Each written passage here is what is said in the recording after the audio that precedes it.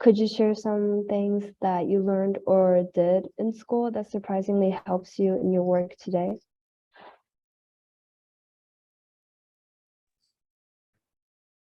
Yeah, I think it's definitely helpful to be in school and simultaneously be applying what you're learning.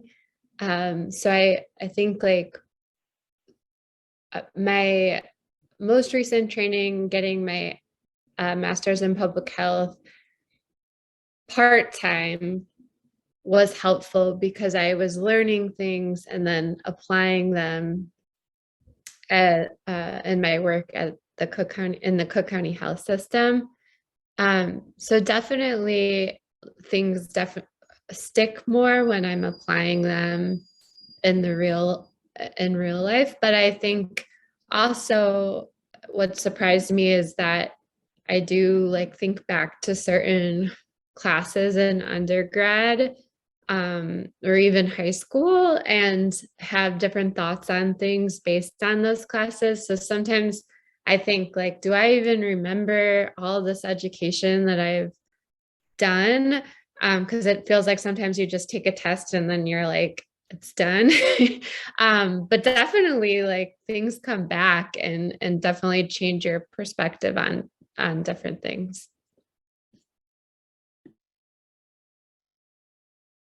That's great. Jackie, I agree with you. Like using it it just helps ingrain it in you. Um, yeah, for me, it was just understanding that I could do service and study at the same time, right? So much of what I believed in before was that my work had to be part of the service that I do. But what I found was that my job can be one thing and my service can be another. So knowing that I can find a job or a position that allows me to have time to like do service projects, that actually promotes that as well. Like my current company, if I'm not doing billable hours, they'll allow me to just do volunteer work. So I volunteer during my time. So finding places for that to be ingrained in what you're doing, but not necessarily being the work, has been super important for me, because then I can actually have fun in the science space, but also like enjoy doing the service that I enjoy doing as well. Definitely want to echo what Jermaine and Jackie both said. There's often, especially working in education, you hear kids like, oh, I'm going to forget everything about the Civil War because I don't care about history. And I'm guilty of that too, like kind of those history classes. I was like, hey, I'm done, like never have to see it ever again. So that actually informed how I approach a lot of my class. So I teach dual credit biology. So essentially college, like the first year of college biology to high school students. And in that, a lot of my students are like, I'm never going to need biology ever again. Let me knock this out so I don't have to take it when I go to a four-year university. And so I approach it as, what are practical skills can I teach you, rather than can you memorize the Krebs cycle? Now, I don't think memorization is important in many different ways, and that's a whole nother conversation of like critical thinking. So I try to approach it that way, right? Like, why do we need to know this? Well, why don't we think about it from a critical thinking standpoint of like, how does the Krebs cycle relate to you eating that, I don't know, that donut or that energy drink, and how does that affect your brain? And trying to put it in a practical sense so the kids at least understand, like, okay, if you're not going to be a biology major or a doctor or whatever it may be, at least you understand that drinking that energy drink like 5 times a day is really doing you no good at all, and your brain's shutting down anyways because that's not the right sugar, and all these other things that you're trying to teach the kids, like from a practical standpoint. And then beyond that, just having the experience in the research lab, also having the experience of navigating kind of the education system in a different country than what my parents have, really enlightened me to the struggles that immigrant students have, which having immigrated myself, it was all new. Seeing how my sister, much younger than me, was able to navigate it so much easier because she was like, oh, my sister did that. Like, it's super easy, right? All these little things help inform how I approach things in the classroom, and then also that inform my dissertation, because I approach it from a standpoint of making STEM accessible for individuals with disabilities due to personal struggles with disabilities with the service dog, navigating lab space. So it kind of, I apply what I do at work into like my own passions, and then vice versa. So yeah, it really helps to have kind of the parallel universes, I guess, working together. Yeah, I have to echo what my colleagues are saying here, and it's true. I think the content you'll forget. I think I've pretty much forgotten one of my entire majors, which was Chinese. Like I can probably order good food and kind of get around town, but that's the extent of it. So the content is not there. It's not the most important thing unless you're obviously going into your field. But I think things like writing well, being succinct, how to be analytical, those are great skills that are going to help you throughout your lives and to really differentiate yourselves. You're kind of surrounded by a lot of great, smart people when you're in school, and things even in your first jobs or even your second jobs, you're gonna see as you kind of stray away from the flock.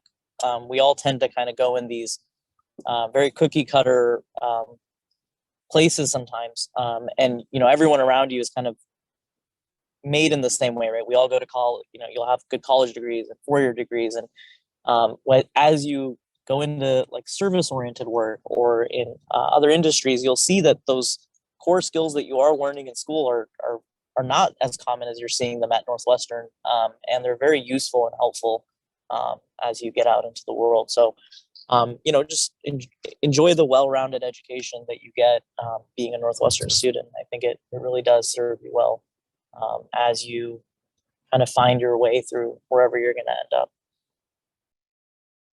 Thank you. What you guys shared about learning both inside and outside of the classroom is very, I think, valuable to our students. And I really appreciate that. The next question is, how has the pandemic impacted your career and industry? So for me, I was training in preventive medicine and public health. So I finally found my way from like more of a traditional medical school to residency to jobs that all my other peers were doing, to like this realization, like I want to pursue public health, but I don't know exactly what that means. I had this experience with global health as an undergrad, but like didn't really have the mentorship and insights and knowledge about everything that was available in terms of public health and global health.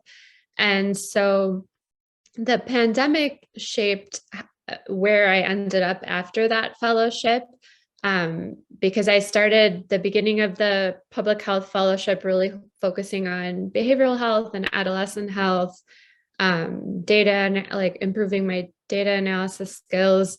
And then the last 6 months of my 2 years was very COVID heavy. So being part of the public health program, we were pulled in to work with the CDC on the first COVID cases in Illinois.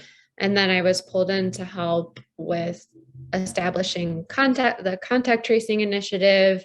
And then that led to me staying with Cook County and taking a role as a medical director, working specifically on COVID. So I never saw myself as like an infectious, I guess I really like infectious disease, but I never saw that as like what I wanted to be my focus to be on. But that was like what they needed, like we needed people focusing on. And so it was kind of this realization, like, okay, like, I guess this is what I'm working on because this is like what's needed. So I've basically been working very focused on COVID for the past 3 years. And now I'm like finally getting to like go back to like, what was I interested in again before this? Like kind of take a step back. So it affected me like so much to where I took a position, with that as a central focus, and not having like, that intrinsic interest in infectious disease. And so, yeah, now I'm like trying to remember what life was like prior and my interests in prior. Yeah, for me, COVID impacted pharma forever, right? Like we saw people knowing the name of their manufacturer for the first time. We saw people knowing all the details behind the pathology. Just, you know, basic run-of-the-mill people. So I think for the first time, I saw an influx into the pharma world that we hadn't seen in years, since possibly like the 90s. And it's still there. Like all the stuff is still happening. For me personally, all of a sudden, like having a diverse amount of experiences was important because everybody has money to make new medicines. So being able to help with drug discovery for a lot of small pharma companies has changed for me. Working from home has changed significantly for me. Even I've kind of gotten to auditing as well because you can do that virtually now. So a lot of things really made a huge impact. What's going to change for you guys, because like I'm the old guy here, like for you guys when you're graduating, if you're looking at pharmaceuticals, in particular, computational chemistry is going to be the way of how people do drug discovery. So if you're taking your chemistry class and you're doing other things, there's going to be a lot more AI involved in that. So if you have some experience with that, if you have some experience like with, and you're good at chemistry, that's going to be super helpful going into pharma, particularly for drug discovery.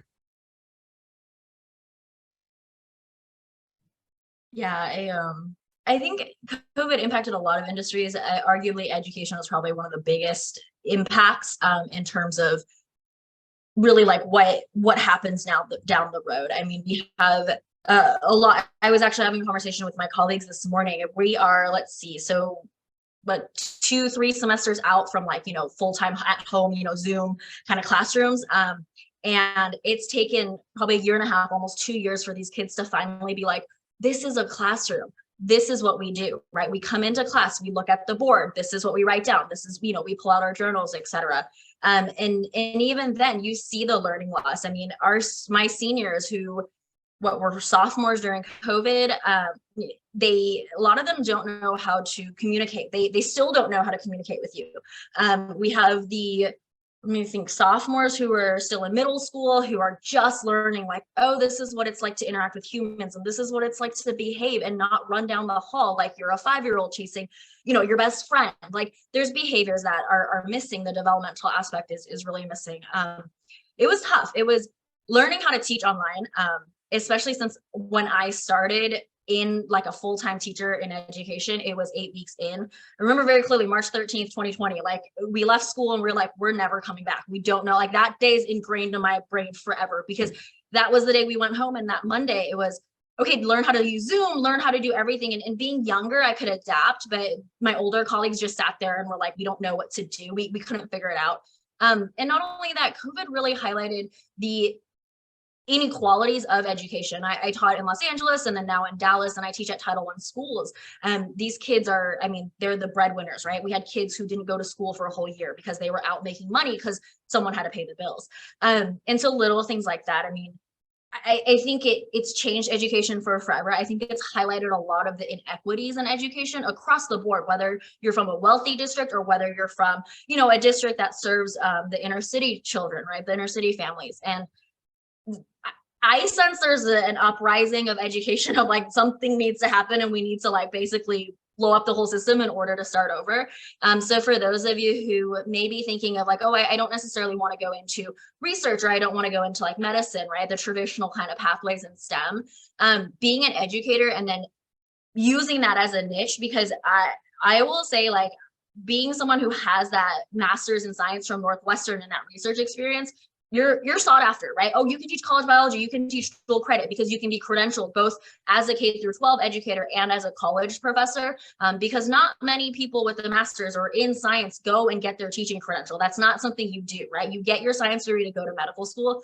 And I will say it's really made it to where I can market myself as someone who has the pedagogy and has the leadership experience, having that doctorate, and then also the research experience and using data, right? Data-driven decisions. It's a very niche field, and it's something that I've found I really enjoy that I didn't think I would enjoy, especially doing the research and figuring out this is kind of the path I want to go on to make just the world accessible, but you know, just yeah, I guess it really shaped kind of what where I thought I was going, and because I didn't think I'd be in school this long. So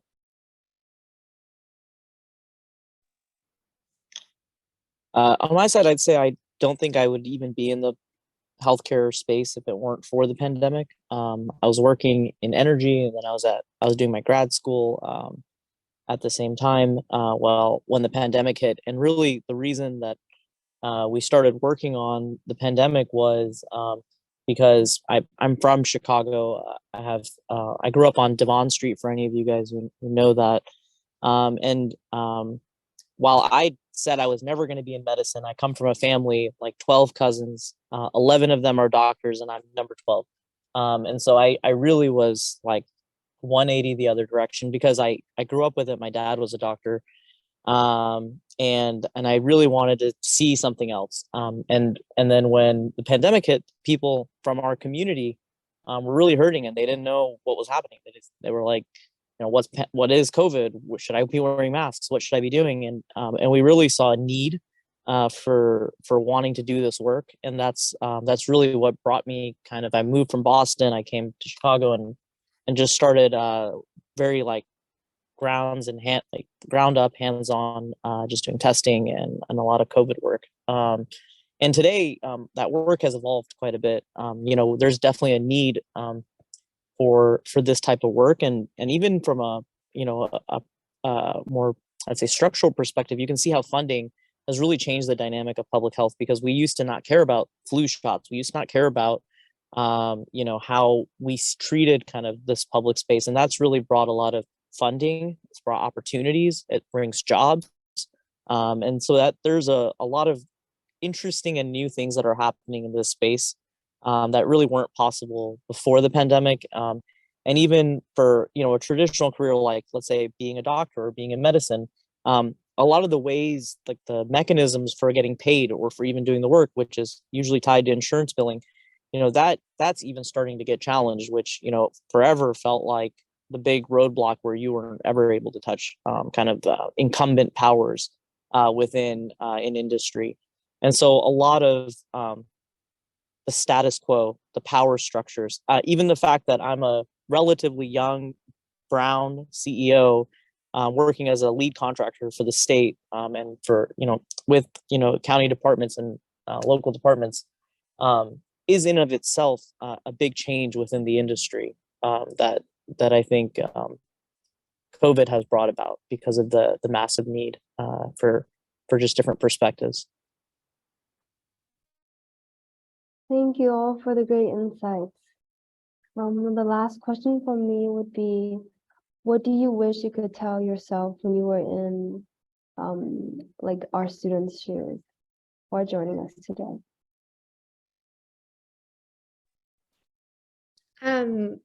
I would definitely tell myself to talk to more people and network. I always just associated networking with like a superficial, like trying to get a job kind of thing, but it definitely helps you figure out like what you really want to do, because it can seem like everybody's doing like ABC, and you learn so much about like these interesting careers and that people have had, and I just didn't do that until later, and then I had to like shift course, and so I wonder, you know, if I had been talking to more people and trying to find, you know, different ways that people, you know, took their interests, that I would have had maybe more, maybe it would have been the same, maybe it would have been different, but I definitely value networking even now, you know, just learning about what other people are doing within the field of public health. Like there's so many different ways that can be, that people are working in public health with different skill sets. So I'm still learning to this day all the cool careers that people have. And, you know, I definitely don't see myself forever in governmental public health. So it's cool to, talk to people. And I did not value that as an undergrad, and I wish I had. Yeah, for me, telling my undergraduate self would be to stay curious about the world, about science, about all the things that I've always been curious about. And don't stop it just because I'm in a career, right? You start somewhere, you start in a company, or you start working somewhere, and you may want to learn a different department, shadow somebody, right? Like, I'm just curious. Talk to people, go on to LinkedIn and just hit up your parents' friends that do something that might be interesting. The other thing is to be patient. What I've seen for myself when I first started out, as well as today, is someone gets into a role and they immediately have success, then they're like, oh, I should be the next level up. Whatever the next level is, like that one success is enough for them to say, like, I'm ready. But being patient with himself to build up, and for me, being patient with myself to build up a knowledge of who I am and what I'm capable of was super important for networking, but also super important for my own confidence. So when I did have like a massive failure, it wasn't so bad, because I'm like, okay, you guys know I can do this work regardless of my age, regardless of how much I've been doing this. When I do experience failure, I'm able to bounce back pretty easily because I've built that up, and it's not just one success and one failure. And then I think the last thing, I think Jackie talked about this as well, is just I use acronyms for different things. I say ABL, always be learning. So regardless of what you're doing, like, learn more, develop new skills. And that goes back to the curiosity, like, learn stuff that you're curious about, because at the end of the day, that's going to keep you there and things won't become mundane. Definitely always be learning, growth mindset, however, whatever you call it in education, it's that growth mindset, right? How do you learn something every day? I think Jackie mentioned she likes learning, and I do too. And it's been a running joke that my friends are like, don't go get another degree. You don't have the finances to do it. And I was like, okay, fine. Like, we'll stop there for now in terms of like letters after your name. But really, you're always learning. I tell my students, learn one thing today. Like, what's something new you learned? It can be anything, right?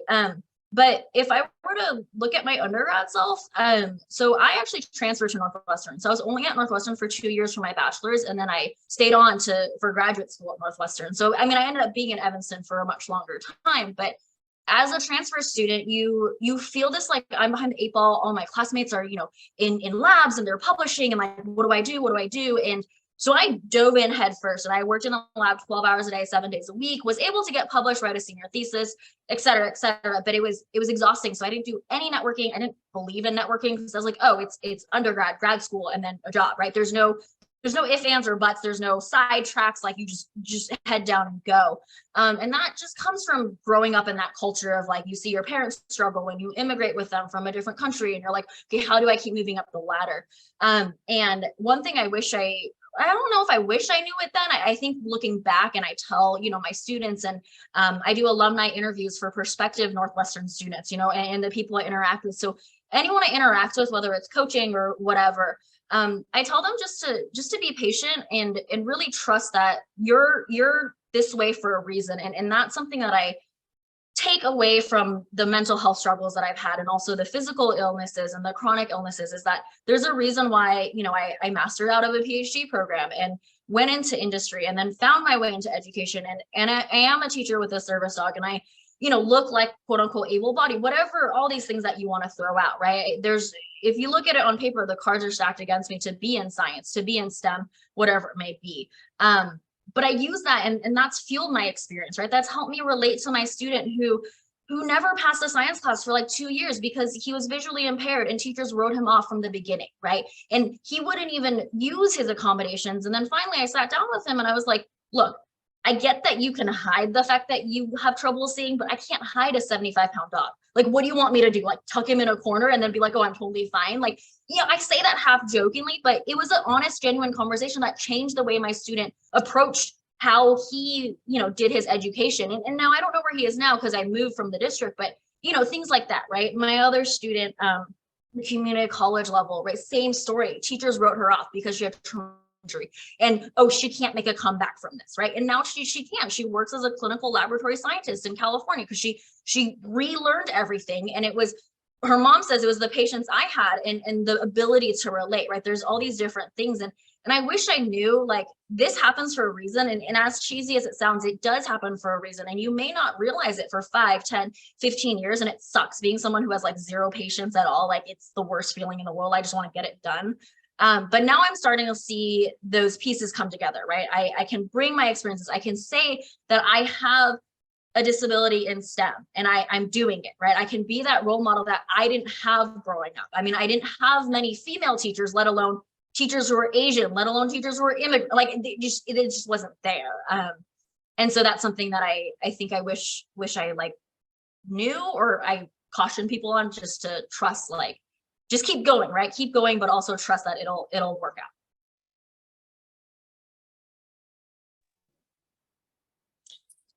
I have to agree with everyone. I think, there's like a common theme of really building relationships, and knowing that those relationships will help you to do many things like networking, or by making it through your hard times, or by actually having each other's back and support to kind of get things moving. So I think that a lot of, if you're looking for a job and a career, obviously you go through the recruiting channels, you'll go through your network, but a lot of those things you'll end up figuring it out, because you're gonna have to work, and you will, and it's your colleagues and the people that you're with, your friends in school now, that are really going to be more formative for you in the next decade of your life than that first job. How you got that second job, how that's not really going to matter that much.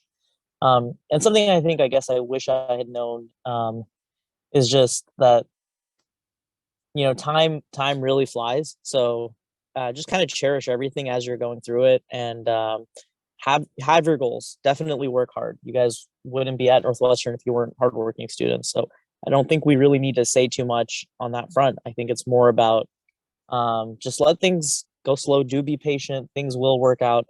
You don't have to be passive.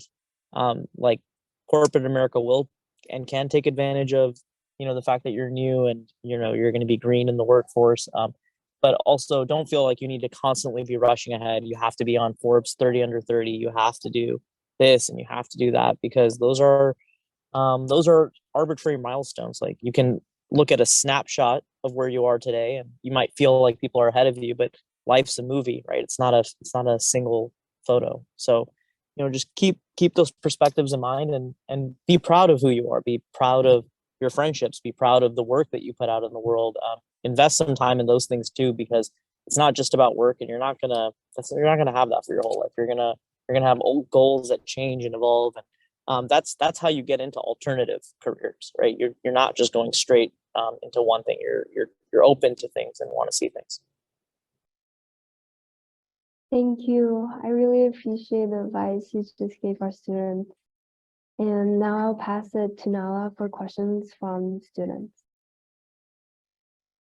Yes, thank you so much. So now we're just going to move on to the student questions. There is a question from a student. They ask, what were the moments like when you doubted your career path? Were there times when you were afraid that you were wasting your time? And we can, start with anyone. Yeah, I mean, I had a full crisis. When I finished residency and my first job, and I was like, I don't like this. I just spent like many years getting to this place, and now I'm at the end and I don't like it. Like, what do I do? So I was in like full crisis mode, and that's when I started talking to people and figuring out like what do I need to do? What am I actually interested in? Like, going back to like thinking, oh, well, I always had this public health like interest, like how do I pursue that? What do I do? And I consider myself like very lucky, but basically by starting conversations with people when I hated my first job was how I ended up in this path. But certainly, like, yeah, that's what I'll say.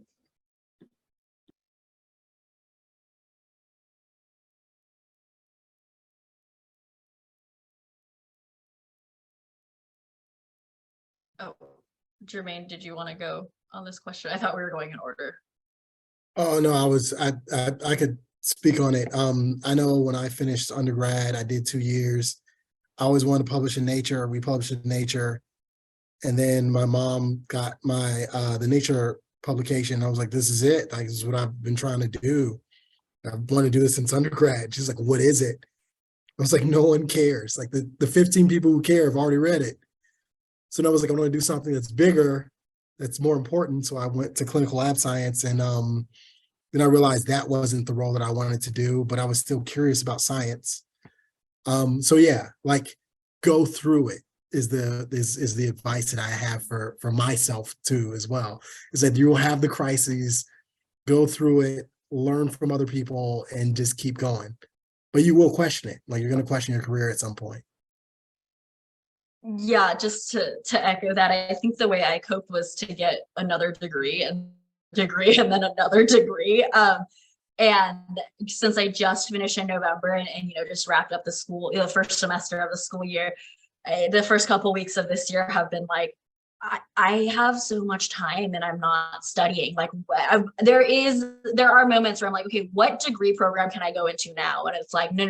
Like, you need to make a living, and you need to bring in an income, support yourself, and be like a functioning adult in like society, not just behind books. And I say that jokingly, but yeah, that's kind of how I cope, right? I had these crises of like, what do I do? What am I doing? Where do I want to go? I thought I loved science. I still love science. I mean, but there's more to science, right? Like Jermaine said, oh, I published in Nature, I'm done. I thought PNAS was like the top of my career. I was like, cool, I'm done. Like, nobody cared. Absolutely nobody in my life cared. Nobody could tell you what PNAS stood for. When I say nature, cell, and science, they're like, cool, like, nod your head and move on, right? Like, people don't care. And so it's taken a long time in the sense of like, people who trust you, people who know you, I've had to learn to find those relationships, and then also learn to trust that when an opportunity comes at you, it comes at you for a reason. Again, as cheesy as it sounds, I wouldn't be doing the work I'm doing now if it weren't for an opportunity that came into my inbox last March that I applied for on the whim, like the day before it was due. That was like, it just wasn't even something I thought about. And I got selected for it, and now it's set this whole new journey that, again, if I had just ignored my email or said, oh, I'm not good enough, or this isn't important, I wouldn't be where I am today.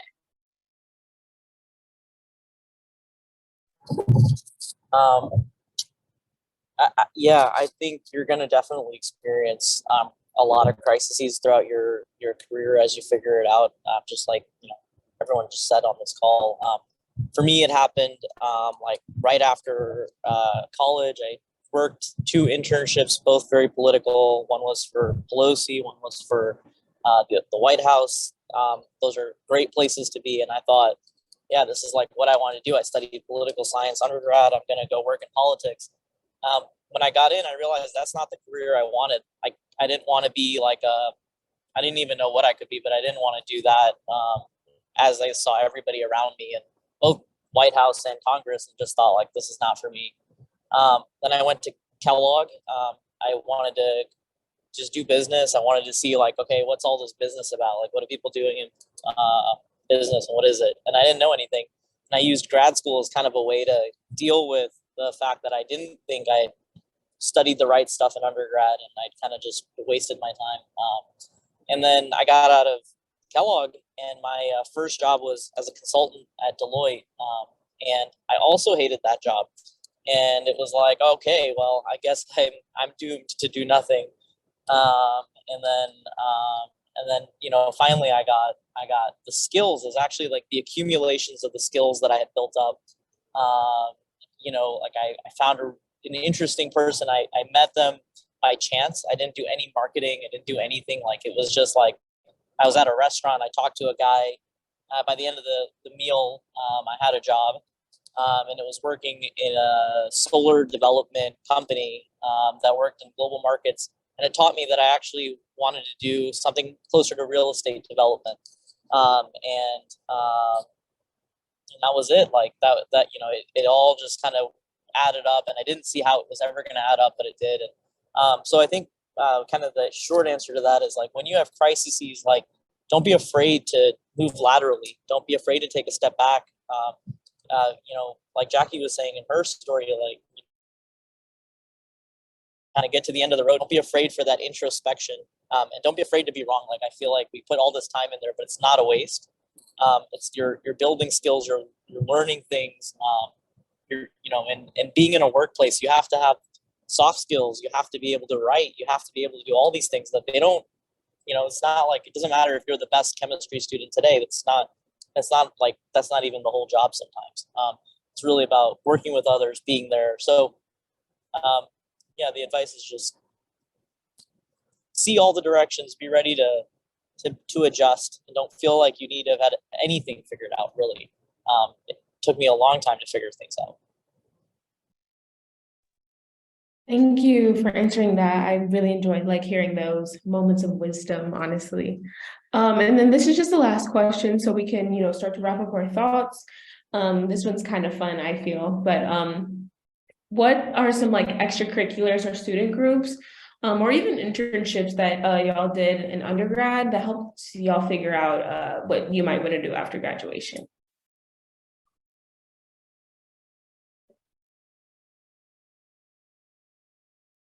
If any. You also don't have to answer this one if you don't feel called to. Yeah, I have to think about that. I know, even back to what I even did. I know I did Habitat for Humanity. I don't know that it necessarily shaped what I did, but again, meeting people and talking to people was definitely helpful, and extracurriculars were another way to do that.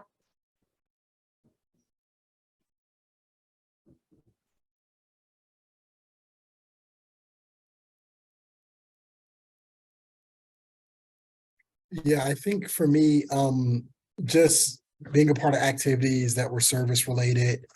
I was a mentor at the Y while I was there. That was awesome. I love doing youth programming. I got my master's. I did a youth.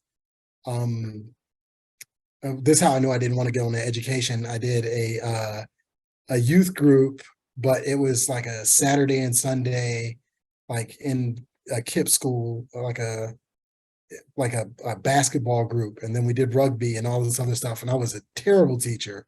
So it was I couldn't do this day to day, but I had really good networks from that, and I still have friends from doing that when I was in grad school. But doing those extracurriculars were super helpful for me because it let me do that. And now I have a group that does Black History events every year for all of the area that I'm in, the Triangle. So we have 200 to 300 kids and family members show up for this big event. So I get to do that stuff without being a teacher. I get to teach history without being a teacher. So I'm yeah, I learned that and figured out how to make that work for me. I think I had the opposite experience. So as a graduate student, doing my PhD, because that's just what I thought I wanted. I mean, there were other factors too, but one of the big factors was I spent way more time mentoring high school students at Evanston Township than actually doing my research, which created a big problem. But it was a blessing in disguise because my committee chair pulled me aside, was like, hey, there's a lot going on. I'm not sure if your heart's set in it right now. I see you spending a lot of time with that high school. And I was like, you're right. Maybe I need a reality check. And it was good because that was right around the 2-year mark, entering into qualifying exams. So we just converted that into a master's thesis defense. And then that led me on a whole nother, journey. And also the cold in Chicago led me to explore things that I activities that I wouldn't have ever done. And that's how I got into rock climbing. It was actually me and a really good friend. We were just bored. And it was we want to be outside, but it's -30. We're not going outside. So we just went to Evanston Athletic Club and took a climbing class. And here I am climbing, lead climbing, top rope, coaching. I had someone go into the gym and asked for an educator to work with individuals with disabilities to climb. It's kind of snowballed in a good way.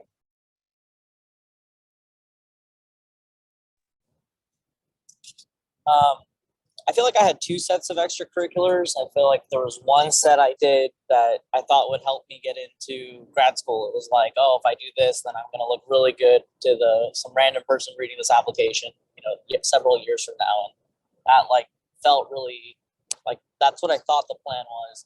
And then I had a second set of hobbies, or I'll say extracurriculars that more aligned to my hobbies. And I would highly recommend you guys do build those skills now and keep them throughout your life. So like I did some astronomy courses. I got really interested. Then I would go down to Dearborn and I worked on that telescope, which ended up becoming a really great hobby for me. Which I'll go and hike now to like dark sky national parks, and I'll take a telescope with me, or I'll take some binoculars with me and get to look at different things. Like that's a life skill that I think kind of was born out of being in a community around it, and getting to see that. Or like I was in film, I had a film a minor, and so I would also make a lot of movies and music. So I still do a lot of that recreationally, where I'll work as a DJ. I have my own little group. We'll have concerts and movies that we work on, and other stuff. So I think having communities that you think will help you bond with people, and it's not all professional. You should keep expanding your mind and your network, and try to be well-rounded in that respect. I think like maybe a sport, like if you like soccer or dance, keep those things going, because those are also going to be playing into like mobility later in your life. And you guys have all the energy right now, so use that before you get too old and then you have to deal with all those problems. So yeah, those would be my answers. Thank you so much. Thank everyone so much for logging on today. And I would love if everyone can thank me, can thank our alumni speakers for, sharing such great insights with the group today. We can, shout out loud, or even just, say thank you in the chat. Thank you so much. For everyone else, please keep an eye out for a follow-up email from Joseph with the Waldron Connections program with the alumni information, and an email from Grubhub with your $20 credit. The Waldron Connections program typically buys students lunch when they attend these alumni programs. So they're sending you all $20 via Grubhub to buy yourself a meal. Thank you all again so much, especially our moderators and the alumni for joining the panel today. And I hope you all have a great rest of your day and week and year.